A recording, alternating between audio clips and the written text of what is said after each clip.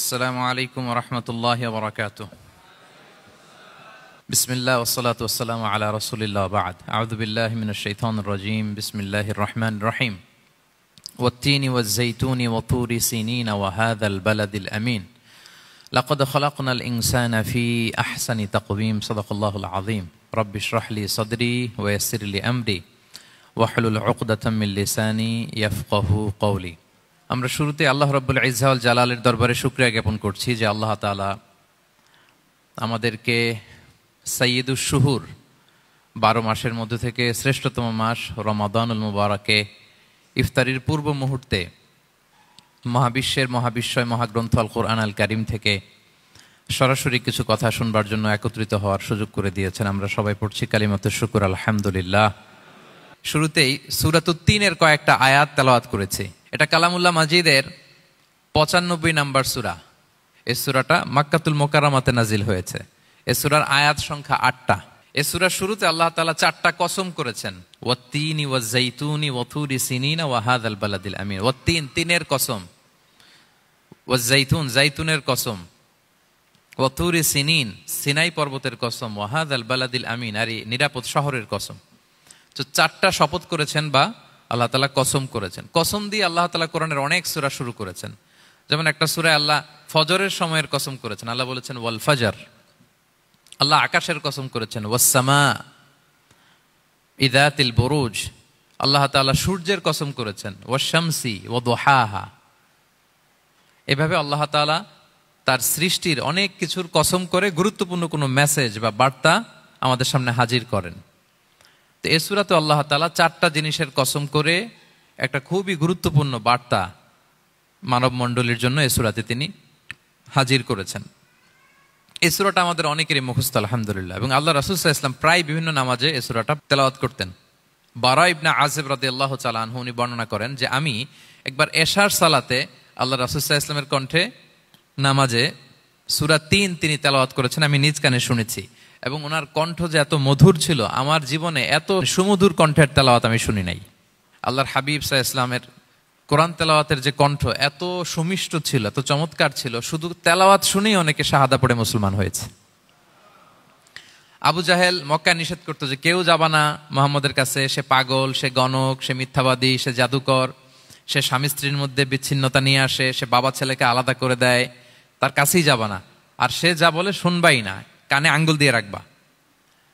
তো মানুষকে যেটা নিষেধ করা হয় বেশি, মানুষের ওইটার ব্যাপারে আগ্রহ থাকে বেশি। সে যত নিষেধ করতো মানুষ আরো বেশি বেশি যে শুনতো। মানুষকে সে কি বারণ করবে, সে দিনের বেলা নিষেধ করতো, রাতে যে লুকিয়ে লুকিয়ে নিজেই তেলাওয়াত শুনতো। তাহলে চিন্তা করেন যে আল্লাহর হাবিব সাল্লাল্লাহু আলাইহি ওয়াসাল্লামের কোরআনিক রেসিটেশন কত চমৎকার মেলোডিয়াস ভয়েস হলে স্বয়ং আবু জাহাল রাত্রিবেলা লুকিয়ে লুকিয়ে কোরআন তেলাওয়াত শুনতে যেত আল্লাহর হাবিব সাল্লাল্লাহু আলাইহি ওয়াসাল্লামের কণ্ঠে। তো রাসূল সাল্লাল্লাহু আলাইহি ওয়াসাল্লাম সূরাতুত 3টা এশার সালাতে তিনি তেলাওয়াত করেছেন, এই মর্মে হাদিসে পাওয়া যায়। এবং এই সূরাটা একটা ফলের নামে সূরা। 3 একটা ফল, আরব বিশ্বে খুব বেশি হয় 3 ফল। আমরা বাংলাদেশে ডুমুর বলি, ইংরেজিতে ফিগ বলে, ফিগ ট্রি। তো ফলের নামে বেসিক্যালি আল্লাহ তাআলা এই সূরাটাকে, এই চ্যাপ্টারটাকে ডেডিকেট করেছেন। আমরা সূরাকে ইংরেজিতে চ্যাপ্টার বলি। কোরআনে 114টা চ্যাপ্টার, এর মধ্যে এই সূরাটা হচ্ছে ফলের নামে ডেডিকেটেড। বিভিন্ন নামে খুব ইনক্লুসিভ ওয়েতে আল্লাহ তাআলা কোরআনে সূরাগুলো দিয়েছেন। কোরআনে আপনি প্রাণীর নামে সূরা পাবেন, প্রাণী। মানুষের নামে সূরা পাবেন।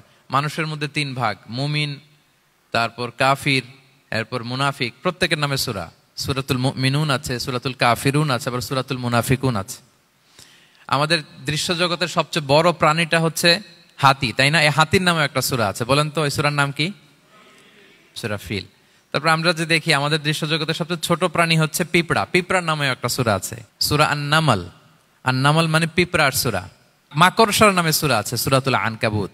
তারপর গোষ্ঠীর নামে সূরা আছে, সূরাতু আলে ইমরান। বংশের নামে সূরা আছে, সূরাতু কুরাইশ, কুরাইশ বংশের নামে সূরা। এইভাবে খুব ইনক্লুসিভ ওয়েতে, এমন কিছু নাই যে আল্লাহ তাআলা উল্লেখ করেন নাই। মা ফাররাতনা ফিল কিতাবি মিন শাই, উল্লেখ করে নাই কোরআনে এমন কিছু নাই, সবকিছু আল্লাহ তাআলা উল্লেখ করেছেন। তো এই সূরাটা হচ্ছে একটা ফলের নামে। ফলটার নাম হচ্ছে 3 ফল। আল্লাহ তাআলা বলছেন ওয়াত-তিন, তিনের শপথ। আমি একবার সরল বঙ্গানুবাদ করি, এরপর আমি তাফসিরে ঢুকি। 3-এর শপথ, ওয়াজ-যাইতুন, যাইতুনের শপথ, ওয়া তুরি সিনিন, সিনাই পর্বতের শপথ, ওয়াহাদাল বালাদিল আমিন, এই নিরাপদ শহরের শপথ। লাকাদ খালাকনাল ইনসানা ফি আহসানি তাকওয়িম, নিশ্চয় আমি মানুষকে খুব চমৎকার সুন্দর অবয়বে সৃষ্টি করেছি। সুম্মা রাদাদনাহু আসফালা সাফিলিন, এরপরে তাকে আবার নিচু থেকে নিচুর দিকে নামিয়ে দিয়েছি। ইল্লাল্লাযীনা আমানু ওয়া আমিলুস সলিহাত, তবে তারা ছাড়া যারা ঈমান এনেছে এবং সৎকর্ম করেছে। ফালাহুম আজরুন গায়রু মামনুন, তাদের জন্য আছে অফুরন্ত পুরস্কার। ফামা ইউকাযযিবুকা বা'দু বিদ্দিন, এগুলো জানার পরও কিসে তোমাকে দিন অস্বীকারের ব্যাপারে উদ্বুদ্ধ করলো? আলাইসাল্লাহু বিআহকামিল হাকিমিন, আল্লাহ তাআলা কি শ্রেষ্ঠ বিচারক নন? সাদাকাল্লাহুল আযীম। এই হচ্ছে এই সূরাটির সরল অনুবাদ। এবার আমরা তাফসিরে ঢুকি। প্রথমে আল্লাহ তাআলা বলেছেন ওয়াত্তিন, তিনের শপথ। তিন মানে তো আমরা জানলাম, তিন মানে ডুমুর। আল্লাহর হাবিব সাল্লাল্লাহু আলাইহি ওয়াসাল্লাম তিনি তিন ফল পছন্দ করতেন এবং এটা ডায়াবেটিক্সের জন্য ভালো, ডায়াবেটিক্স নিয়ন্ত্রণ করে। আমাদের বোনদের যাদের ইররেগুলার মেনস্ট্রুয়েশনাল পিরিয়ড হয়, এটার জন্য এটা খুব ভালো এবং খুব স্ট্রেংথ স্টেমিনা আনে শরীরে। এটা জান্নাতের একটা গাছ। আদম আলাইহিস সালাম এবং হাওয়া আলাইহিস সালামকে যখন আল্লাহ বলেছিল ওয়ালা তাকরাবা হাযিহি শাজারাতা ফাতাকুনা মিনাজ জালিমিন, হ্যাঁ আদম এবং হাওয়া জান্নাতের সব জায়গায় যেতে মন চায় যাও, যা খেতে মন চায় খাও, এই নিষিদ্ধ গাছের কাছে যেও না, তাহলে তোমরা জালিম হয়ে যাবে। শয়তান এসে উল্টা বুঝালো, সে বলল তোমাদের খেতে নিষেধ করছে কেন জানো? আল্লাহ চায় না যে তোমরা জান্নাতে থাকো, আল্লাহ চায় এখান থেকে তোমাদের বের করে দিবে, কিন্তু তোমরা যদি এই গাছের ফল খাও আল্লাহ আর বের করতে পারবে না। দেখছেন শয়তানের অবস্থা? শয়তান কিন্তু নেগেটিভিটি নিয়ে সামনে আসে না, আসে খুব আপনার ওয়েল উইশার হিসেবে, উপদেশ নিয়ে খুব ভালো একটা পজিটিভ ওয়েতে আসে। তো ওনারা খেয়ে ফেললেন এই নিষিদ্ধ গাছের ফল। খাওয়ার ফলে আদম আলাইহিস সালাম, হাওয়া আলাইহিস সালাম, ওনাদের গা থেকে জান্নাতের পোশাকগুলো ঝরে পড়ে গেল। এখন কি দিয়ে ওনারা ওনাদের প্রাইভেটকে ঢাকবেন? তখন ওনারা তাফসির ফি জিলালিল কোরআনে এসেছে যে ওনারা এই তিন গাছের পাতা নিয়ে নিজেদের প্রাইভেট ঢেকেছিলেন। সুবহানাল্লাহ। সেই তিন ফলের কসম আল্লাহ করলেন, ওয়াত্তিন, তিনের শপথ। এরপর আল্লাহ তাআলা বললেন ওয়া জাইতুন, জাইতুনের শপথ। জাইতুন মানে হচ্ছে জলপাই। তো আল্লাহ তাআলা বললেন ওয়া জাইতুন, জাইতুনের শপথ। জাইতুন মানে হচ্ছে জলপাই, ইংরেজিতে আমরা যেটাকে অলিভস বলি। তো আল্লাহ তিনের কসম করলেন এবং অলিভের কসম করলেন। দুইটাই খুব উপকারী ফল এবং আল্লাহর হাবিব সাল্লাল্লাহু আলাইহি ওয়াসাল্লাম তিনি জলপাইও খুব পছন্দ করতেন। ওনার রেগুলার ফুড আইটেমের মধ্যে জলপাই ছিল, অলিভস ছিল। এটা পাহাড়ি এরিয়া, মরুভূমিতে হয় এবং রাসূল সাল্লাল্লাহু আলাইহি ওয়াসাল্লাম বলেছেন কুলু যাইত ওয়াদাহিনু ফাইন্নাহু মিন শাজারাতিন মুবারাকা, তোমরা অলিভ অয়েল এটা খেও এবং এটা গায়ে মালিশ করো, কেননা এটা বরকতময় একটা গাছের ফল, শাজারা মুবারাকা। এটা শরীরের ব্যাড কোলেস্টেরলকে কমিয়ে দেয়, দাড়িতে অ্যাপ্লাই করলে, চুলে অ্যাপ্লাই করলে সহজে পাকে না দাড়ি চুল, এবং স্কিনে অ্যাপ্লাই করলেও স্কিনের জন্য ভালো, স্কিনের জন্য বেশ ভালো। এটা যাদের সুযোগ হয় আপনারা দাড়িতে চুলে অ্যাপ্লাই করবেন, খাবেন। এটা খাওয়াও যায়। তাম্বুতু বিদ্দুহনি ওয়াসিবগিল লিল আখিলিন, কোরআনে এসেছে। এটা অয়েল হিসেবে ইউজ করে, আবার খাবার হিসেবেও ইউজ করা যায়। সালাদ ড্রেসিং এর ক্ষেত্রে কিন্তু অলিভ অয়েল আমরা ইউজ করি। ইদানিং পিজাতে খুব ইউজ করা হয় অলিভ, জলপাইটা। তো এটা আপনারা খেতে পারেন, এটা খুবই সুস্বাদু। এবং জলপাই গাছের মানে জাইতুন গাছের ডালের মেসওয়াক খুব ভালো হয়। আল্লাহর হাবিব সাল্লাল্লাহু আলাইহি ওয়াসাল্লাম জাইতুনের ডাল দিয়ে মেসওয়াক করতেন। তিনি বলতেন নি'মা সিওয়াকিয়া জাইতুন, সবচেয়ে শ্রেষ্ঠ মেসওয়াক হচ্ছে জাইতুনের। মিনাশ শাজারাতিল মুবারাকা, কারণ এটা বরকতময় গাছের ডালা। এবং ফাইন্নাহু সিওয়াকি ওয়া সিওয়াকুল আম্বিয়া মিন ক্বাবলি, এই জাইতুনের ডাল দিয়ে আমিও যেমনি মেসওয়াক করি, আমার আগে যত নবী পৃথিবীতে এসেছে সবাই জাইতুনের ডাল দিয়ে মেসওয়াক করত। আল্লাহ বলেন ওয়াত্তিনি ওয়াজ জাইতুন, তিনের শপথ আর জাইতুনের শপথ। এরপর আল্লাহ তাআলা বললেন ওয়াতুরি সিনিন, সিনাই পর্বতের শপথ। প্রথমে দুইটা ফলের শপথ করলেন, এবার একটা পাহাড়ের শপথ করতেছেন। আপনারা কি তুর পাহাড়ের নাম শুনেছেন? হ্যাঁ শুনেছেন। এই সিনাই পর্বত দ্বারা তুর পাহাড় উদ্দেশ্য। এটা মিশরের একটা পাহাড়, অনেক উঁচু, 2285 মিটার উঁচু। ওইটার নিচে আছে মুকাদ্দাসে তুয়া, যেখানে মুসা আলাইহিস সালামকে আল্লাহ তাআলা জুতা খুলতে বলেছিলেন। ফাখলা না আলাইকা ইন্নাকা বিল ওয়াদিল মুকাদ্দাসে তুয়া, হে মুসা তুমি পবিত্র উপত্যকায় এসেছো, জুতা খুলো। তো ওখানে সব ধর্মের লোকেরা যায়, সব ধর্মের লোকদের জন্য তীর্থস্থান। মুসলিম, জুইশ, খ্রিস্টিয়ান সবাই যায়। এটা সিনাই একটা এলাকা আছে মিশরের, north south Sinai, north Sinai, এটা সাউথ সিনাইতে অবস্থিত। তো নিচে একটা খ্রিস্টানদের প্রাচীন গির্জা আছে, সেন্ট ক্যাথেরিনা গির্জা। সেখান থেকে চলতে চলতে আপনাকে উপরে যেতে হবে, ফজরের পরে আবার চলে আসতে হবে, তা না হলে দুপুরবেলায় 10টা-11টার দিকে এমন সূর্যের প্রখর তাপ ওই পাথরের মধ্যে লাগে, ওখানে আর থাকা যায় না। একেবারে তুর পাহাড়ের উপরে সেখানে খ্রিস্টানদের জন্য ছোট্ট একটা সিনাগোগ আছে, তারা প্রার্থনা করে। খ্রিস্টানদের একটা চার্চ আছে, মুসলিমদের জন্য ছোট্ট একটা মুসল্লা আছে সুরাওয়ের মতো। আল্লাহ ওই সিনাই উপত্যকার কসম করেছেন, ওয়াতুরি সিনিন, সিনাই উপত্যকার কসম। এখানেই আল্লাহ তাআলা মুসা আলাইহিস সালামকে তাওরাত দিয়েছিলেন, মেজর একটা আসমানি কিতাব দিয়েছিলেন, এবং সরাসরি মুসা আলাইহিস সালাম এই পাহাড়ের চূড়ায় বসে আল্লাহ তাআলার সাথে কথা বলতেন। ওয়াকাল্লামাল্লাহু মুসা তাকলিমা, উনি সরাসরি কথা বলতেন, এটা ওনার একটা স্পেশাল বৈশিষ্ট্য ছিল, ক্যারেক্টারিস্টিক্স। এবং আল্লাহ তাআলা নূরের তাজাল্লি দিয়ে এই পাহাড়কে একবার জ্বালিয়ে দিয়েছিলেন। আজও এই পাহাড়ের রংটা অনেকটা একটু লালচে, একটু কালোচে, একটু রেডিশ কালারের। এবং মুসা আলাইহিস সালাম এই নূরের তাজাল্লির ঝলকে তিনি বেহুশ হয়ে গিয়েছিলেন এই পাহাড়ের উপরে। ইয়াজুজ মাহুজ যখন কিয়ামতের আগে আগমন করবে, তখন মুসলমানদের সেন্টার হবে। ঈসা আলাইহিস সালাম মুসলমানদেরকে নিয়ে ওইখানে অবস্থান করবেন, এই তুর পাহাড়ের ওখানে। এবং আল্লাহর হাবিব সাল্লাল্লাহু আলাইহি ওয়াসাল্লামের মেরাজের রাতে ইসরার সময় একটা স্টেশন ছিল এই তুর পাহাড়। জিবরাইল আলাইহিস সালাম এই তুর পাহাড়ে আল্লাহর হাবিব সাল্লাল্লাহু আলাইহি ওয়াসাল্লামকে নামিয়ে বলেছিলেন যে এটা জাবাল মুসা, আপনার ভাই মুসার পাহাড়, আপনি এখানে 2 রাকাত নামাজ পড়েন, দোয়া করেন। আল্লাহর হাবিব সাল্লাল্লাহু আলাইহি ওয়াসাল্লাম এই তুর পাহাড়ে 2 রাকাত সালাত আদায় করেছিলেন এবং দোয়া করেছিলেন। আল্লাহ এই তুর পাহাড়ের কসম কাটলেন, ওয়াতুরি সিনিন, সিনাই পর্বতের কসম, যেখানে তাওরাত কিতাব নাজিল হয়েছিল। এরপর আল্লাহ তাআলা বললেন, ওয়াহাদাল বালাদিল আমিন, আর এই নিরাপদ শহরের শপথ। এই শহর দ্বারা মক্কা শহর উদ্দেশ্য, কারণ রাসূল সাল্লাল্লাহু আলাইহি ওয়াসাল্লাম তখন মক্কায় ছিলেন, মক্কা নগরী। এই শহরের পূর্ব নাম ছিল বাক্কা। মক্কা নগরীকে বলা হয় উম্মুল কুরা, সব শহরের মা, সব শহরের সেন্টার, পৃথিবীর নাভিস্থল। এবং আল্লাহ তাআলা বলেছেন, মান দাখালাহু কানা আমিনা, এখানে যে প্রবেশ করবে সে নিরাপদ।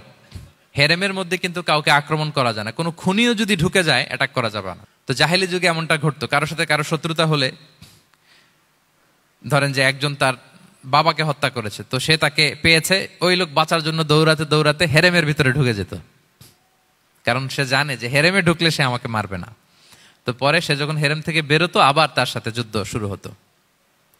এবং এই শহরের এত মর্যাদার কারণ হচ্ছে, সাইয়েদনা ইব্রাহিম আলাইহিস সালাম তিনি আল্লাহর কাছে দোয়া করেছিলেন যে রব্বি জাআল হাযা বালাদান আমিনা, হে আল্লাহ আপনি এই শহরকে নিরাপদ করেন, ওয়ারযুক আহলাহু মিনাস সামারাত, আর এই শহরের অধিবাসীদেরকে আপনি ফলমূল দিয়ে রিজিকের ব্যবস্থা করেন।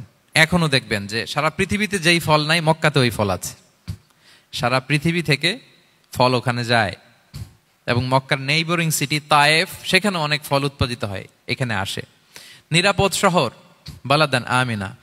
এবং আল্লাহর হাবিব সাল্লাল্লাহু আলাইহি ওয়াসাল্লাম বলেছেন যে এই মক্কা শহর আমার সবচাইতে প্রিয় শহর।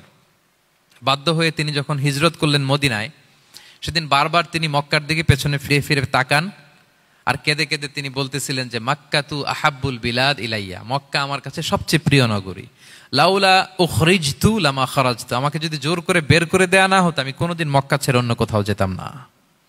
আল্লাহর হাবিব সাল্লাল্লাহু আলাইহি ওয়াসাল্লামের সবচেয়ে প্রিয় শহর ছিল মক্কা, এবং এটা আল্লাহর হাবিব সাল্লাল্লাহু আলাইহি ওয়াসাল্লামের জন্মস্থান, মাকান মাউলিদির রাসূল। রাসূল সাল্লাল্লাহু আলাইহি ওয়াসাল্লামের বিলাদাত হয়েছে এই শহরে। এবং এই শহরকে আল্লাহ বলেছেন মাসাবাতান লিন্নাসি ওয়া আমনা, মানুষের মিলনস্থল, কেন্দ্রস্থল। সারা পৃথিবী থেকে মানুষ ওখানে যায়। আপনি যে রমাদানে যদি মক্কায় যান, আল্লাহু আকবার, লক্ষ লক্ষ উমরা পালনকারী সেখানে, ইউরোপ থেকে, আফ্রিকা থেকে, অস্ট্রেলিয়া থেকে, এশিয়া থেকে, সারা পৃথিবীর মানুষের মিলনস্থল। ওখানে গেলে আপনি দেখবেন মাসাবাতান লিন্নাসি ওয়া আমনা, নিরাপদ জায়গা এবং মানুষের মিলনস্থল। এটা এখানে এমন মসজিদ আল্লাহ রেখেছেন কাবা ঘরের চারদিকে, এটাকে বলা হয় মসজিদুল হারাম, যে মসজিদে 1 রাকাত সালাত পড়লে 1 লক্ষ রাকাতের সওয়াব হয়।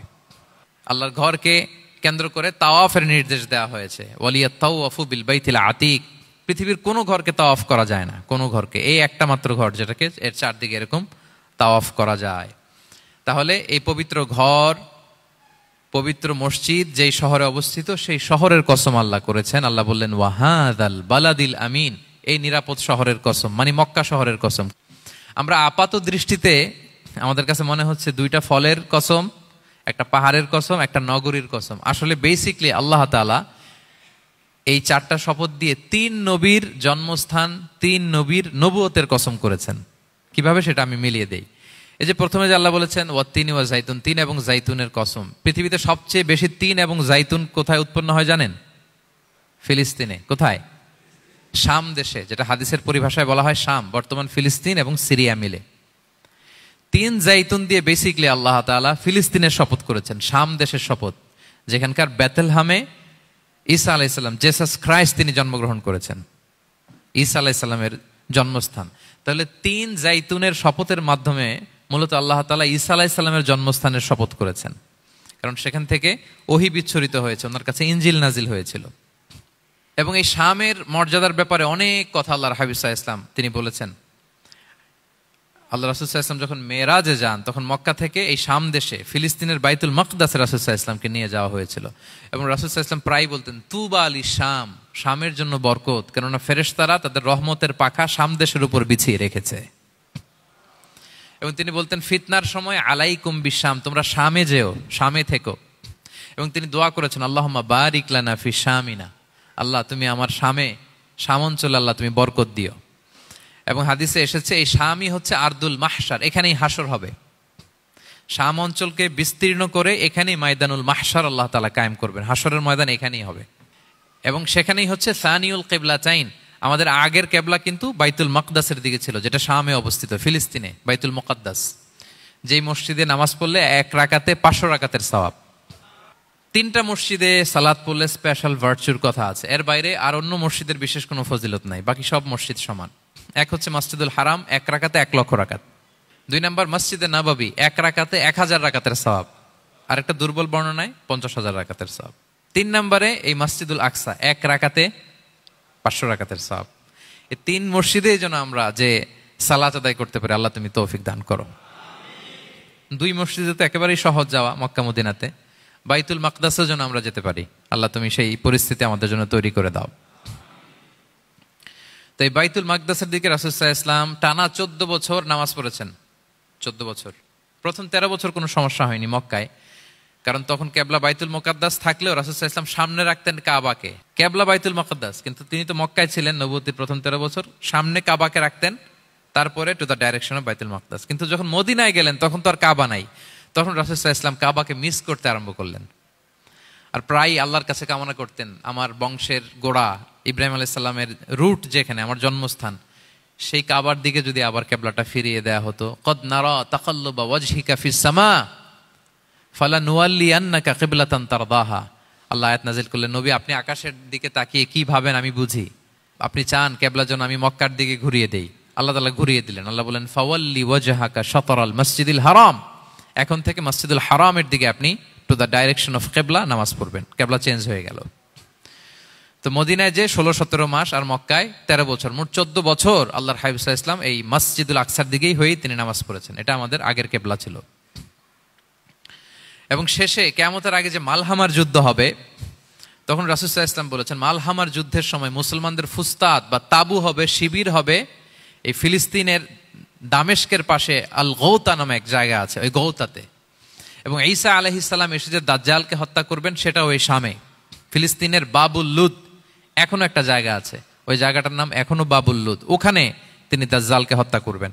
এবং সেখানে একটা সাদা মিনারা আছে, ফেরেশতার পাখায় ভর করে ঈসা আলাইহিস সালাম তখন সেখানে নেমে আসবেন, ওই ফিলিস্তিনের ওই শাম দেশের ওই মিনারার পাশে তিনি এসে পৃথিবীতে তিনি নজুল করবেন, নজুল ঈসা আলাইহিস সালাম। তো 3 এবং জাইতুনের কসম করে বেসিকলি আল্লাহ তাআলা ঈসা আলাইহিস সালামের জন্মস্থানের কসম করেছেন, কারণ 3 এবং জাইতুন, ডুমুর এবং জলপাই, অলিভ কোন দেশে বেশি হয়? শাম দেশে। আওয়াজ করে বলেন কোন দেশে? বর্তমান ফিলিস্তিন এবং সিরিয়া, এবং ওই ভূখণ্ডে আল্লাহ নবী ঈসা আলাইহিস সালামের জন্মস্থান। তাহলে এই 2 ফলের কসম করে বেসিকলি আল্লাহ তাআলা ঈসা আলাইহিস সালামের জন্মস্থানের কসম করেছেন। ওনার প্রতি নাজিল হওয়া যে তাওরাত ইনজিল গ্রন্থ, এই রেভেলেশনের কসম করেছেন। আচ্ছা, এরপরে ওয়াতুরি সিনিন, সিনাই পর্বতের কসম। সিনাই পর্বত বা তুর পাহাড় হচ্ছে মিশরে অবস্থিত, আর মিশর হচ্ছে মুসা আলাইহিস সালামের জন্মস্থান। কার জন্মস্থান? মুসা আলাইহিস সালামের জন্মস্থান। তাহলে ওয়াতুরি সিনিন, তুর পাহাড়ের কসম বুঝিয়ে আল্লাহ তাআলা মূলত মুসা আলাইহিস সালামের জন্মস্থানের কসম করেছেন, যেখানে তাওরাত নাজিল হয়েছে। এরপরে ওয়াহাদাল বালাদিল আমিন, এ নিরাপদ শহর বলে আল্লাহ তাআলা মক্কা শহরকে বুঝিয়েছেন। আর মক্কা কার জন্মস্থান বলেন তো? মুহাম্মদুর রাসূলুল্লাহ সাল্লাল্লাহু আলাইহি ওয়াসাল্লাম, সাইয়্যিদুল মুরসালিন, খাতামুন নবিয়্যিন, রাহমাতাল লিল আলামিন, হাবিবুল্লাহ মুহাম্মদুর রাসূলুল্লাহ সাল্লাল্লাহু আলাইহি ওয়াসাল্লামের জন্মস্থান। তাহলে এই 4টা আয়াতে 4টা শপথের মধ্য দিয়ে মূলত আল্লাহ তাআলা ঈসা আলাইহিস সালামের জন্মস্থান, মুসা আলাইহিস সালামের জন্মস্থান এবং মুহাম্মদ সাল্লাল্লাহু আলাইহি ওয়াসাল্লামের জন্মস্থান, যেই 3টা এলাকায়, ভূখণ্ডে 3টা মেজর ওহী নাজিল হয়েছে। এক তো ঈসা আলাইহিস সালামের কাছে নাজিল হয়েছে ইনজিল কিতাব, আর একটা হচ্ছে তাওরাত। তাওরাত এমন কিতাব যে কিতাব দিয়ে হাজার হাজার নবীরা ফয়সালা করেছেন। বনি ইসরায়েলের অনেক নবীর উপর কোনো কিতাব নাজিল হয়নি, তার মানে তারা রসুল ছিলেন না, তারা নবী। তারা সবকিছু তাওরাত দিয়েই ফয়সালা করতেন। আর রাসূল সাল্লাল্লাহু আলাইহি ওয়াসাল্লামের উপর কোরআন নাজিল হয়েছে। তার মানে প্রথম 4টি শপথ দিয়ে বেসিকলি ইনজিলের শপথ, তাওরাতের শপথ এবং কোরআনের শপথ। বুঝতে পেরেছেন সবাই? আল্লাহ ওহির শপথ করেছেন। দেখেন, ফল, পাহাড়, নগরী মাড়িয়ে সারা পৃথিবী ঘুরিয়ে আপনাদেরকে শেষ পর্যন্ত ইনজিল, তাওরাত এবং কোরআনে নিয়ে আসছেন আমার সাথে আসছেন। হ্যাঁ, এই রেভেলেশনের শপথ আল্লাহ করেছেন। তাহলে ওয়াত্তিনি ওয়াজাইতুনি ওয়াতুরি সিনিনা ওয়া হাযাল বালাদিল আমিন, এই 4 আয়াতে 4টা শপথের মধ্য দিয়ে মূলত আল্লাহ তাআলা আসমান থেকে নাজিল হওয়া যে ওহী, এই ওহীর শপথ অথবা ওহী যেই ভূখণ্ডে নাজিল হয়েছে সেই ভূখণ্ডগুলোর শপথ করে আল্লাহ একটা গুরুত্বপূর্ণ কথা বলবেন। সেটা কি? আল্লাহ তাআলা বললেন, লাকাদ খালাকনাল ইনসানা ফি আহসানি তাকওয়িম, আর আমি মানুষকে অত্যন্ত চমৎকার অবয়বে সৃষ্টি করেছি, চমৎকার গঠনে, চমৎকার স্ট্রাকচারের ডিজাইনে সৃষ্টি করেছি। মানুষের দৈহিক অবকাঠামো গঠন এটা যেমনি চমৎকার, মানুষের ইন্টেলেকচুয়াল কাঠামো এটা চমৎকার, মানুষের আচরণগত যে বিহেভিয়ারাল ট্রেটস, ক্যারেক্টারিস্টিক্স এটাও চমৎকার। প্রত্যেক দিক থেকে আল্লাহ তাআলা নান্দনিকভাবে মানুষকে তিনি তৈরি করেছেন। আমরা যদি দেহের কথা বলি, হিউম্যান অ্যানাটমি নিয়ে যাদের ধারণা আছে, আপনি শুনলে অবাক হবেন, এত জটিলভাবে আমাদের দেহটা ফাংশন করে। ঠিক যেই মুহূর্তে আমি কথা বলতেছি আমার ব্রেইন সচল, আমার নার্ভ সিস্টেম সচল, হেয়ারিং সিস্টেম, স্মেলিং সিস্টেম, আমার এই যে হার্ট সচল, সিস্টোলিক ডায়াস্টোলিক অলিন্দ নিলয় হচ্ছে, আমার লাং কাজ করতেছে, কিডনি ইজ ওয়ার্কিং পারফেক্টলি, সব কিছু কাজ করতেছে। এত সূক্ষ্মভাবে আমাদের দেহটা কাজ করে, এটাকে ইংরেজিতে বলে মরফোলজি, আকৃতি সংক্রান্ত যে বিদ্যা। এটা নিয়ে যদি আপনি দেখেন যে মানুষের হাত কিভাবে কাজ করে, মানুষের পা কিভাবে কাজ করে, মানুষের হিউম্যান ব্রেইন কিভাবে কাজ করে, আপনি অবাক হবেন। এবং আল্লাহর যে সেট আপ, লাকাদ খালাকনাল ইনসানা ফি আহসানি তাকওয়িম, নিশ্চয় আমি মানব জাতিকে চমৎকার অবয়বে তৈরি করেছি। আপনি যদি অবয়বটা দেখেন, আমাদের স্ট্রাকচার, এর চেয়ে সুন্দর করে আর তৈরি করা যেত না, এর চেয়ে সুন্দর আর হতে পারে না। যেখানে যা দেয়ার, মাথার চুল থেকে পায়ের নখ পর্যন্ত, আপনি একটা ডিজাইনে, স্ট্রাকচারে, সেট আপে আপনি ভুল ধরতে পারবেন না। যেখানে যেটা দরকার, আপনি একটু খেয়াল করে দেখেন যে এই যে আমাদের চোখ, চিকিৎসা বিজ্ঞান বলতেছে যে মানুষ 10 মিলিয়নেরও বেশি রং শনাক্ত করতে পারে। Human eyes can identify more than 10 million colours. 10 মিলিয়নেরও বেশি রং আমরা আমাদের চোখ দিয়ে শনাক্ত করতে পারি। সুবহানাল্লাহ, সুবহানাল্লাহ বিহামদি। আচ্ছা, চোখের সেট আপটা একটু যদি খেয়াল করেন, দেখেন আমার এই চোখ এখানে না থাকে, এটা যদি জাস্ট 2 ইঞ্চি উপরে এখানে হইতো, এইটা যদি কপালে যদি আমাদের চোখ হইতো, কি অবস্থা হইতো বলেন তো? সিজদা দিতে পারতেন আল্লাহকে? বলেন, দিতে পারতেন? আচ্ছা, আমরা কিছু খাওয়ার সময় আমরা কি করি? ওইটা ভালো আছে কিনা, পচে গেল কিনা, স্মেলটা আগে দেখি, তারপরে খাই। দেখেন কত চমৎকার সেট আপ। একটু খেয়াল করেন, এই নাকের সেট আপ যদি এইখানে না থাকে, আমাদের নাক যদি পেছনে থাকতো, খাওয়ার সময় খাবারটা বাসি কিনা, ভালো আছে কিনা কি করতেন? লাকাদ খালাকনাল ইনসানা ফি আহসানি তাকওয়িম। আচ্ছা দেখেন, এই যে আমরা কান দিয়ে শুনি, এই যে কান পেঁচানো, মনে করেন না যে এমনি এমনি পেঁচানো, এই পেঁচানো, এটাই পথ না থাকলে আমরা শুনতেই পেতাম না। এটা এমনভাবে সেট আপ করা, এটাই ইথারে ভাষা তরঙ্গকে এয়ার ড্রামের ভেতরে সুন্দরভাবে ইনপুট করে, নাহলে আমরা শুনতে পেতাম না। আপনার এই কান কেটে ফেলে দিলে আপনি শুনতে পারবেন না। এটা এইভাবেই যেতে হবে, সুরঙ্গটা এইভাবে তৈরি হইতে হবে। আচ্ছা দেখেন, আপনার কান, এই কান যদি এইখানে না থেকে আপনার ডান বগলের নিচে হইতো, বাম কান যদি বাম বগলের নিচে হইতো, তাহলে কি হইতো বলেন? আজকে আমার ওয়াজ কিভাবে শুনতেন বলেন দেখি? কিভাবে শুনতেন? বুদ্ধি আছে বলে যে হুজুর এইভাবে শুনতাম। সুবহানাল্লাহ, সুবহানাল্লাহ। লাকাদ খালাকনাল ইনসানা ফি আহসানি তাকওয়িম, আমি মানুষকে সবচেয়ে সুন্দর সর্বোত্তম গঠনে তৈরি করেছি। দেখেন, কান দুটো ওইখানে থাকলে কথা শুনতে হইলে হাত উঁচু করে রাখা লাগতো। আল্লাহ, আপনি একটা একটা অঙ্গ দেখেন, ঠিক যেখানে যেটা যেভাবে সেট করা দরকার, আল্লাহ তাআলা দয়া করে অনুগ্রহ করে ঠিক সেভাবে তিনি সেট করেছেন। আমাদের চেহারার মধ্যে দেখেন এক একজনের এক এক রং। ওয়াখতিলাফু আলসিনাতিকুম ওয়া আলওয়ানিকুম ইন্না ফি যালিকা লাআয়াতুন লিল আলিমিন। আল্লাহ বলেন, তোমাদের ভাষার ভিন্নতা দিয়েছি, তোমাদের গায়ের রঙের ভিন্নতা, একজনের চেহারার সাথে আরেকজনের মিল নাই, একজনের ফিঙ্গারপ্রিন্টের সাথে। আয়াহসাবুল ইনসানু আল্লান নাজমাআ ইযামা বালা কাদিরিনা আলা আন নুসাউইয়া বানানা। মানুষ ভেবেছে সে মারা গেলে তাকে আমি তার অস্থি, মজ্জা, হাড়, গোশত, চামড়া জোড়া লাগাতে পারবো না। আরে তার আঙ্গুলির অগ্রভাগ পর্যন্ত আমি সুবিন্যস্ত করে আমার কাছে রেখে দিয়েছি ফিঙ্গারপ্রিন্ট। আমাদের ফিঙ্গারপ্রিন্টগুলো আল্লাহর কাছে সংরক্ষিত। একজনের ফিঙ্গারপ্রিন্টের সাথে আরেকজনেরটা মিলে না। এই যে আমার 10 আঙ্গুলে 10টা ফিঙ্গারপ্রিন্ট, পায়েরগুলো হচ্ছে ফুটপ্রিন্ট, একটার সাথে আরেকটা মিলে? আমার এটার সাথে এটা মিলবে বলেন? আমার সাথে আপনারটা মিলবে? বর্তমানে পৃথিবীতে কত কোটি মানুষের বসবাস বলেন? এই যত মানুষ পৃথিবীতে আছে, একজনের আঙ্গুলের ছাপের সাথে, এই যে বায়োমেট্রিক্যাল অথেন্টিকেশন যে আমরা করি, একজনের ফিঙ্গারপ্রিন্টের সাথে আরেকজনের ফিঙ্গারপ্রিন্টের মিল নাই। একজনের ফুটপ্রিন্টের সাথে ফুটপ্রিন্ট মিল, ইভেন একজনের আই প্রিন্টের সাথে। আমাকে একজন ওনার হসপিটালে নিয়ে গেল ঢাকায়, তো উনি ওনার দরজা খুলতেছে আই প্রিন্ট দিয়ে, মানে উনি না গেলে খুলে না। উনি আর ওনার খুব কাছের স্টাফ, এটা গুরুত্বপূর্ণ একটা অফিস, তো উনি চোখ দিল, আই প্রিন্ট নিল, এরপরে দরজা খুলে যাচ্ছে।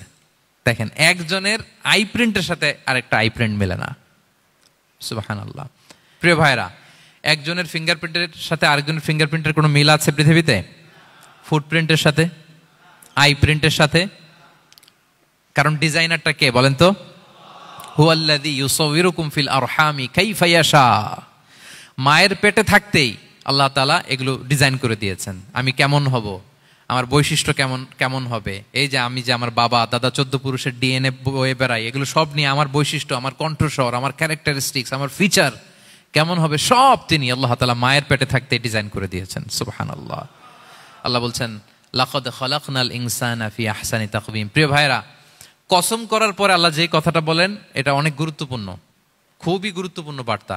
আল্লাহ চারটা কসম করে, তিনটা নবীর জন্মস্থানের শপথ করে তিনি বললেন, লাকাদ খালাকনাল ইনসানা ফি আহসানি তাকওয়িম। নিশ্চয় আমি অত্যন্ত চমৎকার আকৃতিতে মানুষকে তৈরি করেছি। মানুষের গঠন এরকম, মাথা থেকে পা পর্যন্ত। আমি তো দু একটার কথা বললাম, চোখ, নাক, কান, আপনি একটা একটা করে যদি ধরেন, আমাদের হেয়ারিং সিস্টেম কিভাবে কাজ করে, হেয়ারিং নার্ভ কিভাবে কাজ করে, আমাদের সেন্সেশন কিভাবে কাজ করে, আমাদের ব্রেন কিভাবে কাজ করে। আমাদের এক একজনের ব্রেন 1.5 কেজি ওজন, 3 পাউন্ডের মতো একটা সুস্থ মানুষের অ্যাভারেজ ব্রেনের ওজন। এই ব্রেনের মেমোরি হচ্ছে 2.5 মিলিয়ন গিগাবাইট। আপনার মোবাইলে স্পেস কত বলেন, মেমোরি কত? হ্যাঁ, 512 জিবি। আর আমার আর আপনার ব্রেইনের যে মেমোরি, এই মেমোরি হচ্ছে 2.5 মিলিয়ন গিগাবাইটস। আল্লাহ, এই যে প্রতি মুহূর্তে আমাদের নিউরন কানেক্টিভিটি হচ্ছে, ব্রেনের স্নায়ুগুলোর যত কানেক্টিভিটি হয়, যত আমরা চিন্তা করে ব্রেনকে খাটাই, নতুন নতুন জিনিস আমরা তৈরি করতে পারি। এবং এমনভাবে আল্লাহ তাআলা এমন সফিস্টিকেটেড ব্রেইন আল্লাহ মানুষকে দিয়েছে, মানুষ পারে না এমন কিছু নাই। মানুষ যা কল্পনা করতে পারে, মানুষ তা করে দেখাতে পারে। এজন্য আমাদের কল্পনার জানালাটাকে বড় করতে হবে। আই রিপিট, মানুষ যা কল্পনা করতে পারে, ইমাজিন করতে পারে, সেটা মানুষ করে দেখাতে পারে। ওই ক্যাপাসিটি দিয়ে আল্লাহ তাআলা মানুষকে তৈরি করেছেন। সুবহানাল্লাহ, সুবহানাল্লাহ।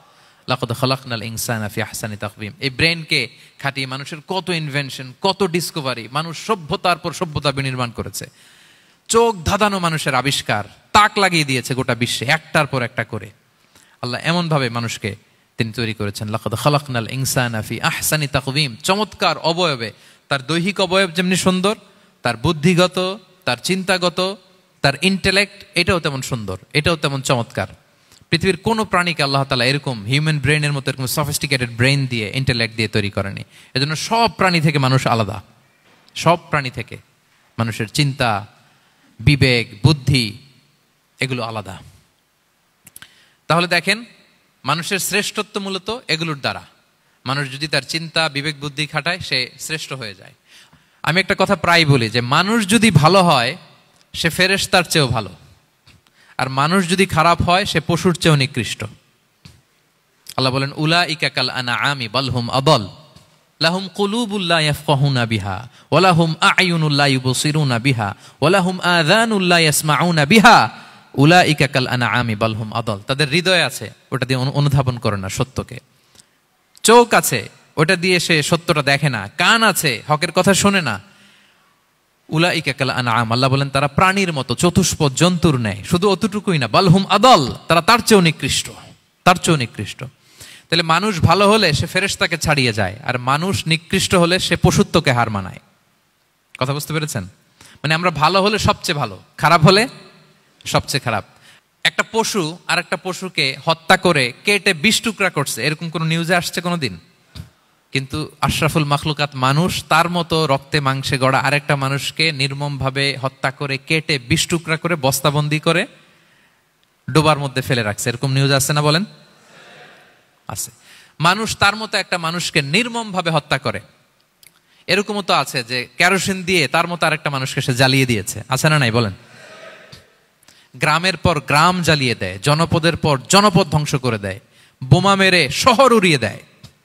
লিটল বয় মেরেছিল আমেরিকান সোলজাররা জাপানের হিরোশিমা শহরের উপর। আমি হিরোশিমা তো গত বছর ভিজিট করে আসলাম, আমি নিজে দেখে এসেছি যে এখানে বোমটা মেরেছে। মুহূর্তের মধ্যে পুরো শহর ভ্যানিশ, এমন রেডিয়েশন। তো যেই আমেরিকান পাইলট বোমা মারতেছে সেও মানুষ, সেও কি? আর যাদেরকে ধ্বংসের জন্য এই লিটল বয় মারলো হিরোশিমাতে আর ফ্যাটম্যান মারলো নাগাসাকিতে, এরাও কি? তাহলে দেখেন, মানুষ তার মতো আরেকটা মানুষকে এরকম মেরে টুকরো টুকরো কুচি কুচি করতে সে দ্বিধাবোধ করে না।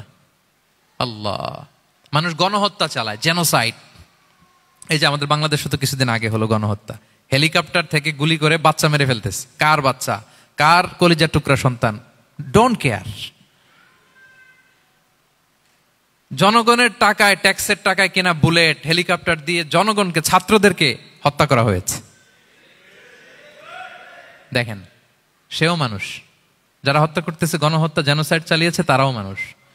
তাহলে মানুষ যদি খারাপ হয়, মানুষের চেয়ে খারাপ আর কেউ হয়? আর মানুষ ভালো হলে মানুষের চেয়ে ভালো কেউ হতে পারে?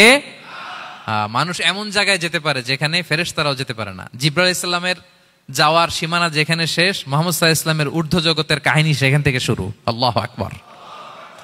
তাহলে মানুষ ভালো হলে ফেরেশতাকে ছাড়ায়, মানুষ খারাপ হলে পশুত্বকে হার মানায়। So the decision is yours. রাস্তা দুইটা, আপনি কোন দিকে যাবেন? আপনি কি ডান দিকে জান্নাতের পথে যাবেন নাকি বাঁ দিকে জাহান্নামের পথে যাবেন? সিদ্ধান্ত আপনার। আল্লাহ তাআলা বললেন, লাকাদ খালাকনাল ইনসানা ফি আহসানি তাকওয়িম। আমি মানুষকে চমৎকার আকৃতিতে তৈরি করেছি। হাতের মেকানিজম কি, পায়ের মেকানিজম কি, আমার চেয়ে আপনারা ভালো জানেন। এগুলো ঘন্টার পর ঘন্টা আপনি বলতে পারবেন যে কেমন ভাবে আল্লাহ তাআলা তৈরি করেছেন। আল্লাহ বলেন, মানুষকে আমি অত্যন্ত চমৎকার আকৃতি দিয়ে তৈরি করেছি। তার সৃষ্টিগত কাঠামো, তার বুদ্ধিবৃত্তিক কাঠামো, তার চিন্তাগত কাঠামো, তার আচরণগত কাঠামো, তার নৈতিকতায় তাকে এমন উচ্চ মর্যাদার আসন আমি দিয়েছি, এটা যদি সে অ্যাচিভ করে, বিলং করে, তাহলে তার চেয়ে শ্রেষ্ঠ কেউ আর হতে পারে। কিন্তু আল্লাহর দেয়া এই ক্যাপাসিটিগুলো, এই নেয়মাগুলো যদি সে অ্যাকসেপ্ট না করে, সে যদি পশুত্বের পথে হাঁটে, সে যদি শয়তানের দেখানো পথে হাঁটে, তাহলে সে এত নিচে যাবে, অন্য কেউ আর এত নিচে যেতে পারে না। মানুষ যত নিচে যেতে পারে, ফেরেশতারাও অত নিচে যেতে পারবে না, জিন জাতিও পারবে না, কোনো প্রাণীর পক্ষে যাওয়া সম্ভব না। তাহলে মানুষকে আল্লাহ তাআলা এমন সফিস্টিকেটেড ওয়েতে তৈরি করেছেন, চাইলে সে সবার উপরে যেতে পারে। আবার চাইলে আল্লাহর দেয়া নেয়ামতগুলোকে যদি সে ভিন্ন খাতে প্রবাহিত করে, সে সবচেয়ে নিকৃষ্ট হতে পারে। সেটাই আল্লাহ বললেন, সুম্মা রাদাদনাহু আসফালা সাফিলিন। এরপরে তাকে আমি হীন থেকে হীনতর করেছি, নিচ থেকে আরো নিচে নিয়েছি। সে যখন ঈমান আনে না, সে যখন সৎকর্ম করে না, সে যখন আল্লাহর শেখানো, আল্লাহর দেখানো রাস্তায় সে চলে না, সে যখন তার নফসের কথা শুনে, সে যখন তার প্রবৃত্তির গোলাম সাজে, সে সবচেয়ে নিকৃষ্ট হয়। আসফালা সাফিলিন মানে একেবারে নিচে, এর নিচে আর নাই। আল্লাহ বলেছেন, ইন্নাল মুনাফিকিনা ফিদ দারকিল আসফালি মিনান নার। সেখানে আল্লাহ আসফাল বলেছেন। মুনাফিকরা জাহান্নামের একেবারে তলদেশে থাকবে। তাই মানুষ যদি ঈমান আর সৎকর্মের বলে বলিয়ান না হয়, সে এত খারাপ হয়, কেউ এত নিচে যেতে পারে না। বলেন, মানুষ যত নিচে যেতে পারে, জিন তত নিচে যেতে পারবে? ফেরেশতারা পারবে না। আর মানুষ যত উপরে যেতে পারে, ফেরেশতারা এত উপরে যেতে পারবে না। সো দুইটারই সুযোগ আপনার আছে। সুম্মা রাদাদনাহু আসফালা সাফিলিনের দুইটা ব্যাখ্যা। কোন মুফাসসির বলেছেন, যৌবনের পর, যৌবনে থাকে শক্তিশালী, বার্ধক্যের সময় যখন সে নুয়ে যায়, ছোট হয়, সে একেবারে দুর্বল হয়ে যায়, সেটা বোঝানো হয়েছে। আর অন্যান্য মুফাসসিরিন একরাম বলেছেন, না, আল্লাহর দেওয়া এই নেয়মা, ক্যাপাসিটি যখন সে সঠিক পথে কাজে লাগায় না, সে যখন প্রবৃত্তির অনুসরণ করে, সে তখন এত খারাপ হয়, এত নিচ থেকে নিচুতর হয়, এত হীন থেকে হীনতর হয়, তার চেয়ে হীনতর আর কেউ তখন হতে পারে না। সেখান থেকে বাঁচার দুটি রাস্তা আল্লাহ বলেছে। আল্লাহ বলছেন, ইল্লাল্লাযীনা আমানু ওয়া আমিলুস সলিহাত। তবে যারা ঈমান আনে এবং সৎকর্ম করে তারা ছাড়া। তারা ওই নিচু থেকে নিচুতর নয়, তারা শ্রেষ্ঠতর। ঈমান এবং সৎকর্ম, ঈমান এবং আমলে সালেহাত। কোরআনের অনেক জায়গায় আপনি আয়াতটা পাবেন, ইন্নাল্লাযীনা আমানু ওয়া আমিলুস সলিহাতি কানাত লাহুম জান্নাতুল ফিরদাউসি নুজুলা। নিশ্চয়ই যারা ঈমান এনেছে, সৎকর্ম করেছে, তাদের জন্য আমি জান্নাতে ফেরদাউস রেখে দিয়েছি। তো আল্লাহ বলেন তারা নিকৃষ্ট হবে না যারা ঈমান এনেছে, সৎকর্ম করেছে। যারা কি এনেছে? ঈমান। আর কি করেছে? সৎকর্ম করেছে। ইল্লাল্লাযীনা আমানু, যারা ঈমান এনেছে, সৎকর্ম করেছে, ফালাহুম আজরুন গায়রু মামনুন, তাদের জন্য রয়েছে অফুরন্ত পুরস্কার, মানে জান্নাত। তাদের জন্য কি? ওই জান্নাতে যেতে আমরা চাই কি চাই না বলেন? রাস্তা কয়টা? এটা চলে গেছে ডান দিকে, এটার গন্তব্য হচ্ছে ডেস্টিনেশন জান্নাতুল ফেরদাউস।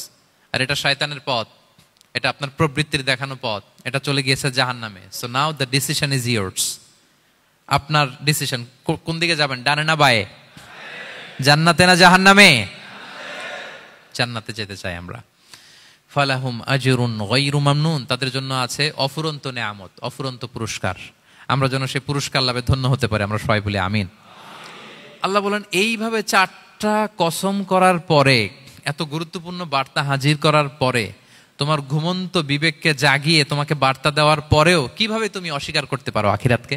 ফামা ইউকাযযিবুকা বা'দু বিদ্দিন, এরপরেও কোন বিবেকে, কোন আকলে, কোন সাহসে তুমি কর্মফল দিবসকে অস্বীকার করো?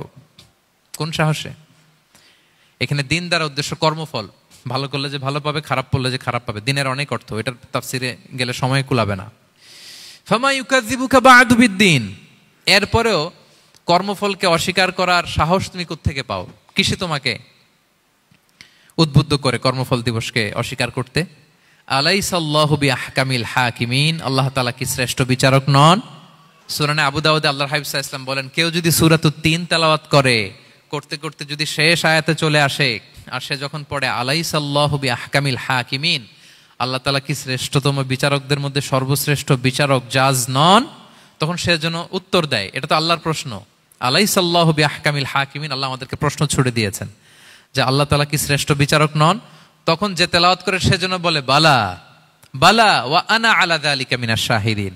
বালা মানে অবশ্যই, হ্যাঁ আল্লাহ অবশ্যই আপনি শ্রেষ্ঠ বিচারক, আর আপনি যে শ্রেষ্ঠতম বিচারকের সাক্ষী আমি দিচ্ছি, এই ঘোষণা আমি দিচ্ছি। পড়েন সুবহানাল্লাহ।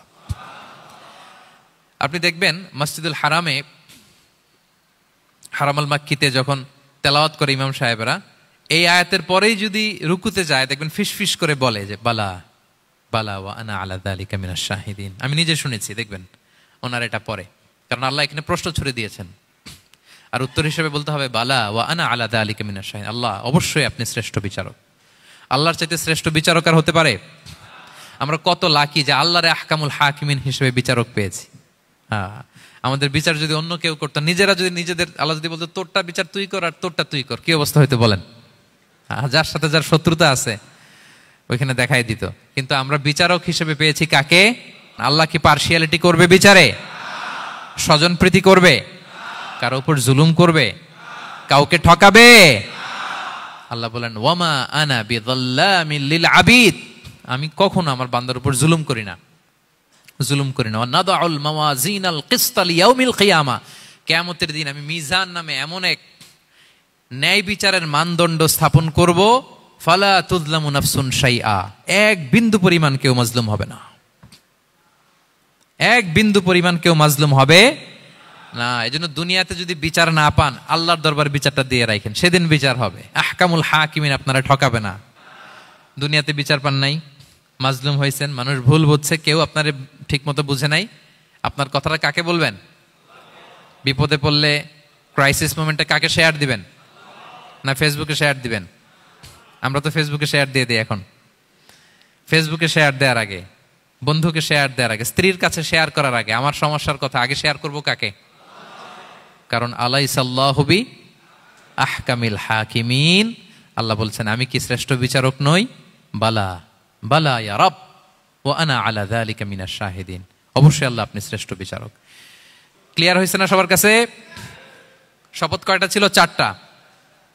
মূলত নবুয়তের শপথ, তাই না?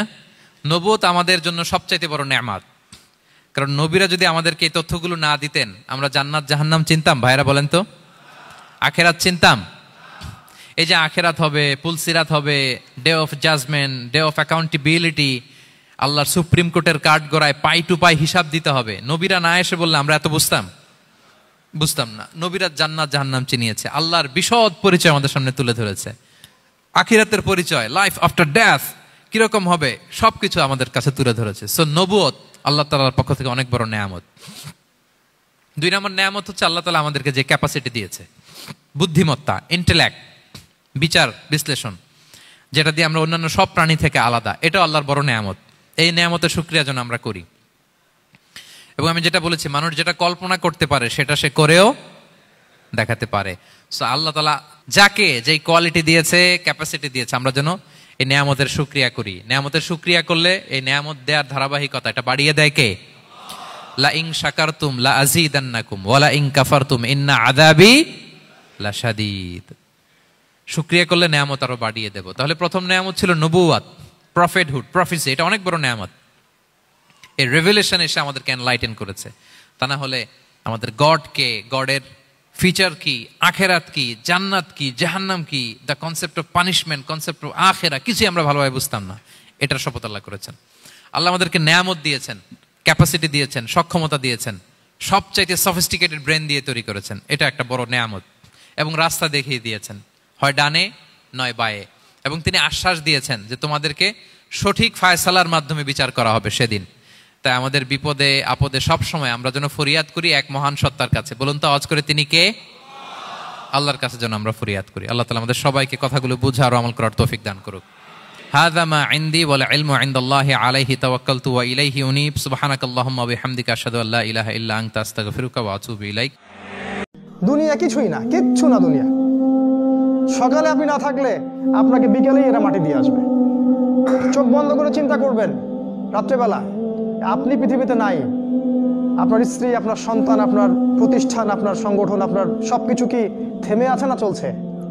সব চলবে। এই বিশ্ব ভালোবাসা দিবসের সাথে মুসলমানদের কোনো সম্পর্ক নাই। আমার প্রিয় ভাইরা, অশ্লীলতা নানা ভাবে, নানা নামে, নানা মোড়কে ছেলে মেয়ে একে অপরকে জড়ায় ধরতেছে, একে অপরকে চুমু খাচ্ছে প্রকাশ্যে, দিবালোকে, গণমানুষের সামনে। ওয়ানহানিল ফাহশা, আল্লাহ তাআলা অশ্লীলতাকে নিষেধ করেছেন। যত ধরনের, যত টাইপের, যত ক্যাটাগরির অশ্লীলতা হতে পারে, সব অশ্লীলতাকে হারাম করেছেন কে? ফাহশা মানে কি? কথায়, কাজে, আচরণে, কমেন্ট, ফেসবুকের কমেন্টসে যত ধরনের নোংরামো আছে, যত ধরনের অশ্লীলতা আছে, এটাকে আরবিতে বলে ফাহশা। রাব্বুল আলামিন বলেন, কুল ইন্নামা হারামা রাব্বিয়াল ফাওয়াহিশা মা যাহারা মিনহা ওয়া মা বাতান। ও নবী, আপনি বলে দেন, আমার রব প্রকাশ্য, অপ্রকাশ্য, স্পষ্ট কিংবা অস্পষ্ট, দৃশ্যমান কিংবা অদৃশ্যমান সব অশ্লীলতাকে হারাম করেছেন। সব ধরনের অশ্লীলতা হারাম। এবার বলেন, আমাদের সমাজে অশ্লীলতা আছে না নাই? অশ্লীলতা নানা ভাবে, নানা নামে, নানা মোড়কে আমাদের সমাজে আছে না নাই? সংস্কৃতির নামে, ফ্যাশনের নামে, বিনোদনের নামে, উপন্যাসের নামে, কনসার্টের নামে অশ্লীলতা আছে না নাই? আপনি দেখেছেন কনসার্ট গুলোর অবস্থা? আমাদের তরুণ তরুণীরা, আমাদের যুবক যুবতীরা, আমাদের জেনজিরা, কি অবস্থা ওইখানে? ছেলে মেয়ে একে অপরকে জড়ায় ধরতেছে, একে অপরকে চুমু খাচ্ছে প্রকাশ্যে, দিবালোকে, গণমানুষের সামনে। রূপালী জগতের নামে অশ্লীলতা আছে না নাই? এই টার্মটা আপনারা জানেন না? রূপালী জগৎ আসলে কি রূপালী জগৎ না অন্ধকার জগৎ? আমার বোনেরা, আপনাদেরকে যে কি বলে তারা বুঝায়, রূপালী জগৎ শুনেই আপনি ভরকে যাবেন না। রূপালী জগতে যে নারী যত বেশি উলঙ্গ, সে নাকি তত বেশি সাহসী। বলে এটা একটা সাহসী নারী, খুব সাহসী পদক্ষেপ তার। যত বেশি শরীর থেকে কাপড় নামাতে পারবে, যত বেশি বস্ত্রহীন হয়ে নিজেকে প্রেজেন্ট করতে পারবে, সে নাকি তত বেশি সাহসী। আমার চট্টলার ভাইয়েরা, শয়তানের প্রথম এজেন্ডা ছিল বনি আদমকে বস্ত্রহীন করা। সে আদম এবং হাওয়া আলাইহিস সালামকে নিষিদ্ধ গাছের ফল খাইয়ে তাদেরকে বস্ত্রহীন করেছে। এই জামিনেও সে আমাদেরকে বস্ত্রহীন করতে চাইবে। এই রূপালী জগতের নামে তারা এটা করে। আমার প্রিয় বোনেরা, আপনি জানেন না আপনার দাম কত। ওরা আপনাদেরকে বিজ্ঞাপনের সস্তা পণ্য বানাতে চায়। ওরা আপনাদেরকে ওদের ভোগের লিপসার টুলস বানাতে চায়। আপনাদেরকে দিয়ে ওদের খায়েশ পূরণ করতে চায়। এটা আপনাদের জন্য মোটেও ডিগনিটি নয়, এটা আপনাদের জন্য সম্মান নয়। আপনার সম্মান শালীনতায়, আপনার সম্মান হেজাবে, আপনার সম্মান ভদ্রতায়, আপনার সম্মান আপনার ডিসেন্ট পোশাকে। পোশাক বলে দেয় এই নারীটা ভদ্র না অভদ্র, পোশাক বলে দেয় এই মেয়েটা কোন ঘরের মেয়ে। আপনি জানেন না, আপনারা সস্তা পণ্য বানায়, ভোগের পণ্য, বিলবোর্ডে আপনাকে উলঙ্গ করে উপস্থাপন করে। এই অশ্লীলতার সাথে ইসলামের কোন সম্পর্ক। এজন্য আল্লাহ বলেন আমি অশ্লীলতাকে হারাম করেছি। অশ্লীলতাকে হারাম করার প্রথম কারণ হলো এর মাধ্যমে মানবতাকে অপমানিত করা হয়। কারণ মানুষের সম্মান মানুষের পোশাকে। মানুষ যখন পোশাকহীন হয়ে যায়, বস্ত্রহীন হয়ে যায়, তার সম্মান কমে যায়, ঠিক কিনা? অশ্লীলতাকে হারাম করার প্রথম কারণ হচ্ছে মানুষ মানুষকে অপমান করে। একটা নারী, সে তো সম্মানিত, নারী যে কত সম্মানিত নারীরা এটা বুঝেই নাই। বিশ্বনবী বলেন আদ-দুনিয়া কুল্লুহা মাতা ওয়া খায়রু মাতা'আদ দুনিয়া আল মারআতু সালিহা। আমার বোনেরা, 5টা প্যান্ডেলে আপনারা এলইডিতে আমার আলোচনা শুনছেন, আমি জানি। আপনাদের এই গর্ভ যে কত দামি আপনি জানেন না। আপনার পেট থেকেই আসবে আগামী দিনের সালাহুদ্দিন আল আইয়ুবী। আপনার পেট থেকেই আসবে অনাগত দিনের ইমাম মাহদী আল মুনতাযর। আপনার পেট থেকেই আসবে অনাগত দিনের ফয়সাল, ওয়াসিম, মুগ্ধ, আবু সাইদের মতো বীর যোদ্ধা। আমার প্রিয় বোনেরা, আমার প্রিয় বোনেরা, বিশ্বনবীর কথার ওজন খেয়াল করেন। আদ-দুনিয়া কুল্লুহা মাতা ওয়া খায়রু মাতা'আদ দুনিয়া আল মারআতু সালিহা। দুনিয়ার সবকিছুই অ্যাসেট, এর মধ্যে সবচেয়ে দামি অ্যাসেট নেককার নারী। আপনার গর্ভ যে কত দামি আপনি জানেন না। নিজের সময়টাকে কাজে লাগান, কোরআন পড়েন, সুন্নাহ পড়েন। আপনার অনেক দায়িত্ব ঘরে। You are the MD of your family. একটা family it's a very big institution. পরিবার একটা অনেক বড় প্রতিষ্ঠান। and you are the MD of your institution. আপনি এই পরিবারের MD, managing director of your family. এখানে আপনার কত দায়িত্ব। আপনি ছেলেমেয়েদেরকে তারবিয়া করবেন, আপনি আপনার স্বামীর জন্য ঘরটারে জান্নাতের নীর বানাবেন, আপনার জন্য জান্নাতের ডুপ্লেক্স বাড়ি ওইখানে তৈরি করে রাখবে কে? আপনি যে কত দামি আপনি জানেন না। নারীদেরকে আল্লাহ বানিয়েছেন উচ্চতর করে, নিম্নতর নয়। নারীদেরকে ছোট্ট জিনিস দিলে এটারে বড় করে দেয়। নারীদেরকে ভ্রূণ দিলে, শুক্রাণু দিলে নারী এটারে বাচ্চা হিসেবে উপহার দেয়, ঠিক কিনা? বিয়ের মাধ্যমে স্বামী যখন তার শুক্রাণু তার স্ত্রীকে উপহার দেয়, স্ত্রী রিটার্নে কি উপহার দেয়? ফুল ফর্ম বেবি, মানব সন্তান। আপনি যদি নারীকে বাজার এনে দেন, নারী এটাকে সুস্বাদু খাবারে রূপান্তর করে দেয়। আপনি তাকে একটা মুচকি হাসি দিয়ে দেন, সে তার কলিজা দিয়ে দেয়। কিন্তু যদি আপনি তার মনে কষ্ট দেন, সে আপনার জীবনকে জাহান্নাম বানায়া দেয়। নারীর মন বুঝতে পারলে নেয়ামত, বুঝতে না পারলে কিয়ামত। আপনাদেরকে যেন ভোগের সস্তা পণ্য বানাতে না পারে, আপনাদেরকে সচেতন থাকতে হবে। তাহলে কেন আল্লাহ তাআলা এই ফাহশা অশ্লীলতাকে হারাম করলেন? 1 নাম্বার, এতে হিউম্যান ডিগনিটি কমে। 2 নাম্বার, এতে মানুষের অধিকার নষ্ট হয়। আপনি বিয়ে করেছেন, এরে পরকিয়া করেন, ওর সাথে এরকম আছে না নাই? স্ত্রীর অধিকার নষ্ট করেছেন। আপনি বিবাহ সম্পর্কে আবদ্ধ হয়েছেন তার সাথে, আপনি পরকিয়া করেন ওই ছেলের সাথে, আপনি আপনার হাজবেন্ডের সাথে বিট্রে করেছেন। এজন্য আল্লাহ অশ্লীলতাকে হারাম করেছেন। অশ্লীলতাকে হারাম করার আরেকটা কারণ হচ্ছে আল্লাহ তাআলা এই হিউম্যান জেনারেশনকে এটাকে প্রিজার্ভ করতে চায়। হিফজুন নাসল, এটা মাকাসিদুশ শরিয়ার অনেক গুরুত্বপূর্ণ একটা মাকাসিদ, অনেক গুরুত্বপূর্ণ। আপনার নাসল, আপনার জেনারেশনকে সংরক্ষণ করা। এই যে আসতেছে ফেব্রুয়ারি, কত ফেব্রুয়ারি জানো? এটা কি বিশ্ব ভালোবাসা দিবস? হ্যাঁ, কি দিবস? এই বিশ্ব ভালোবাসা দিবসের সাথে মুসলমানদের কোনো সম্পর্ক নাই। আমার প্রিয় ভাইরা, এই যে আপনি অবৈধ সম্পর্কে জড়ালেন, কেন আল্লাহ অশ্লীলতাকে হারাম করেছে দেখেন। বলতেছিলাম যে এটা আপনার নাসল, আপনার জেনারেশন, আপনার লিনিয়েজ, আপনার বংশকে প্রিজার্ভ করা। কে কার বাবা, কে কার মা, বাবা মা জানা, প্রজন্মকে প্রিজার্ভ করা, এটা ইসলাম ওয়াজিব করে দিয়েছে। এই যে অবৈধ সম্পর্কের কারণে, বিশ্ব বেহায়া দিবসের কারণে, এগুলোর আউটকাম, আউটপুট হিসেবে মাঝে মাঝে এই ঢাকা মেডিকেলের ডাস্টবিনে নবজাতকের বাচ্চার কান্নার আওয়াজ শুনতে পাওয়া যায়। চট্টগ্রাম মেডিকেলের ডাস্টবিনে নবজাতকের কান্না শুনতে পাওয়া যায়। বীর চট্টলার মুসলমানেরা বুঝতে পারলে আওয়াজ করে বলেন, এই যে চট্টগ্রাম মেডিকেলে যে নবজাতকটা পাওয়া গেল, ওর বাবাকে আমাকে বলেন, ওর মাকে, ও কোন ফ্যামিলির সন্তান কেউ জানে?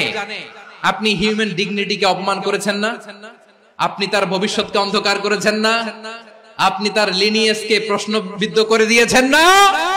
এই জন্য আল্লাহ তাআলা অশ্লীলতাকে আমাদের জন্য হারাম করে দিয়েছেন। পড়েন সুবহানাল্লাহ। এজন্য রাব্বুল আলামিন বলেন, কুল ইন্নামা হারামা রাব্বিয়াল ফাওয়াহিশা মা যাহারা মিনহা ওয়া মা বাতান, প্রকাশ্য অপ্রকাশ্য সব অশ্লীলতাকে হারাম ঘোষণা করে দিয়েছে কে? আবার দুনিয়ার বুকে যারা অশ্লীলতার প্রসার করে তাদের জন্য শাস্তি মজুদ রেখেছে কে? রাব্বুল আলামিন বলেন, ইন্নাল্লাযীনা ইউহিব্বুনা আন তাশিআল ফাহিশাতু ফিল্লাযীনা আমানু লাহুম আযাবুন আলীমুন ফিদ দুনিয়া ওয়াল আখিরাতি ওয়াল্লাহু ইয়ালামু ওয়া আনতুম লা তা'লামুন। নিশ্চয়ই যারা বিশ্বাসীদের মাঝে অশ্লীলতার প্রচার প্রসার করতে চায় তাদের জন্য আমি মর্মন্তুদ শাস্তি প্রস্তুত করে রেখেছি, দুনিয়াতেও রেখেছি, আখিরাতেও রেখেছি। ঘোষণাটা কার? যারাই নাটকের নামে, সিনেমার নামে, রূপালী জগতের নামে, মুভির নামে, ওটিটি প্ল্যাটফর্মের নামে আমার সমাজে অশ্লীলতা ছড়াতে চায় তাদের জন্য কঠিন মর্মন্তুদ শাস্তি মজুদ রেখে দিয়েছে কে? ও আমার বোনেরা, এখনো আপনি জাগবেন না? এখনো আপনার চিন্তার দুয়ারে এখনো নাড়া পড়ে নাই? ওরা আপনাকে উলঙ্গ বানাতে চায়, ওরা আপনাকে আইটেম গার্ল বানাতে চায়। এজন্য ইসলাম অশ্লীলতাকে হারাম করেছে। হারাম। ইসলাম বলেছে যোজন যোজন দূরে থাকো, ওরা বলে না কাছে আসো, কাছে আসার গল্প, ক্লোজ আপ ওয়ান, কাছে আসার গল্প আছে না নাই? তাহলে অশ্লীলতার সাথে আমাদের কোনো সম্পর্ক? আমরা এই সমস্ত ক্লোজ আপ ওয়ান, কাছে আসার গল্পের প্রোগ্রামে যাব? আমরা কোন ধরনের অশ্লীল কন্টেন্ট সোশ্যাল মিডিয়ায়, টিভিতে দেখব?